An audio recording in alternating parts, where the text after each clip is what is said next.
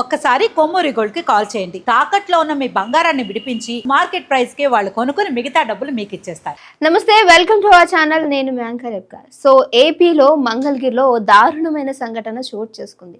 సాధారణంగా మనం ఏ గొడవలతోనో కోపాలతోనో చనిపోవడం లేదంటే చంపేయడం లాంటివి చూస్తూ ఉంటాం. కానీ టీవీ వాల్యూమ్ తగ్గించమన్నందుకు ఓ భర్తని చంపేసింది భార్య. ఇలాంటి విచిత్రమైన సంఘటనలు నిజంగా ఈ కారణానికి కూడా హత్యలు చేయొచ్చా అనే కారణాలతోటి కొన్ని వార్తలు బయటకు వస్తుంటే ఇలాంటి జనాలు ఎక్కడి నుంచి పుట్టుకొస్తున్నారని నెటిజన్లు ఆగ్రహాన్ని వ్యక్తం చేస్తున్నటువంటి పరిస్థితి కనిపిస్తుంది. అసలు ఏం జరిగింది అనేసి మ్యాటర్లోకి వెళ్తే, మంగళగిరిలో దాంపత్య జీవితంలో చక్కటి భర్త భార్య ఎంత ఆనందంగా జీవితాన్ని గడుపుతున్నారు. కానీ భర్తకి ఏం జరిగిందో తెలీదు. ఓ కేసు ద్వారా తను పోలీస్ స్టేషన్కి వెళ్ళడం జరిగింది. మరి ఎలా చంపేసింది అని అంటే, ఆగండి, అక్కడికే వస్తున్న మ్యాటర్. కానీ ఇక్కడ చనిపోయింది ఎవరనంటే మాజీ భర్త కాదు.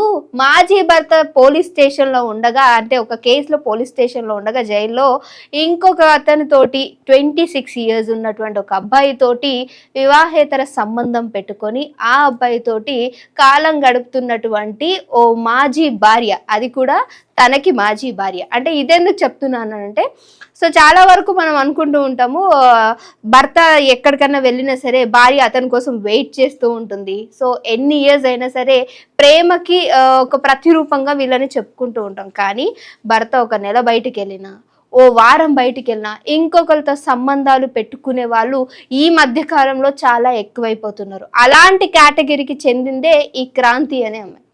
ఇంకో విషయం ఇక్కడ చెప్పాలంటే, వీళ్ళ కాస్ట్లు కూడా వేరు.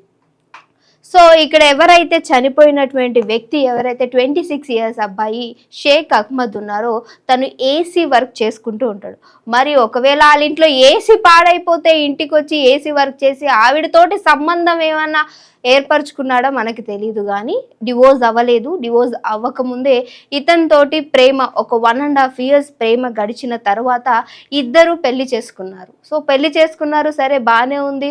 మరి భర్త ఇంకా రాలేదు, ఇంకా విడాకులు అయినాయా లేదో తెలీదు. కోర్టు ఏమన్నా జడ్జిమెంట్ ఇచ్చిందా లేదా, ఆయన అక్కడి నుంచి రాడు అనుకున్నదా, ఈయనతోటైతే సెటిల్ అయిపోయింది ఈ క్రాంతి అనే అమ్మాయి.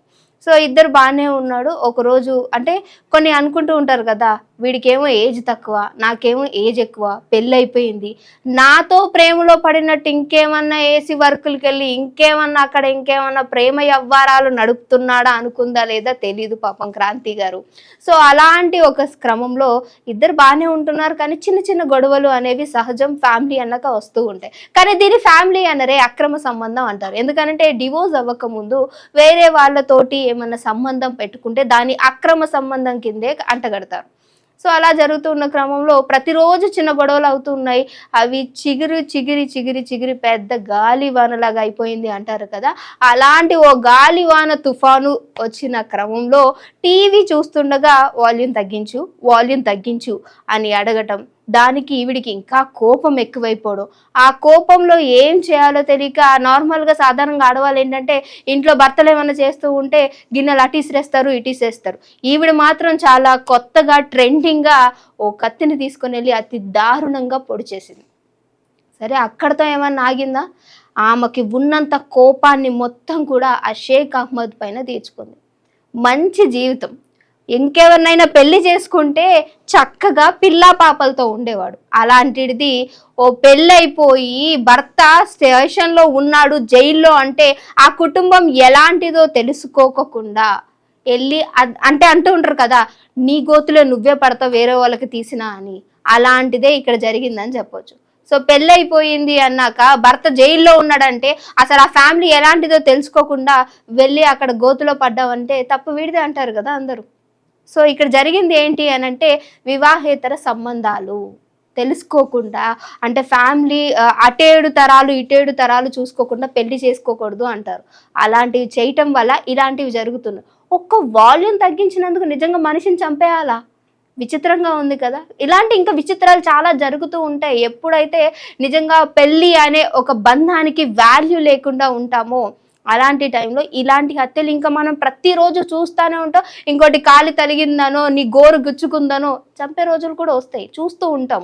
సో దయచేసి ఈ వీడియో చూస్తున్న వాళ్ళు మీ ఇళ్లలో ఇలాంటివి జరుగుతూ ఉన్నప్పుడు కొంచెం జాగ్రత్తగా ఉండండి. కోపం అనేది డెఫినెట్గా ప్రతి ఒక్కరికి ఉంటుంది, కానీ అది ఆ మితం దాటకుండా చూసుకుంటే చాలా మంచిది. లేకపోతే క్షణిక ఆవేశంలో ఏమో చేసేస్తూ ఉంటారు అంటారు కదా, ఇలాంటివి జరగటం వల్ల తన జీవితాంతం కూడా అంటే తీసుకోలేని శిక్ష పడే అవకాశం ఉంటుంది. ఈరోజు భర్త ఆల్రెడీ జైల్లో ఉన్నాడు, నేను కూడా నా భర్త దగ్గరికి వెళ్ళాలనుకుందేమో కానీ ఇలాంటి ఓ తప్పు చేసి వెళ్ళి ఇప్పుడు వాళ్ళ భర్త పక్కన కూర్చునే పరిస్థితి వచ్చింది.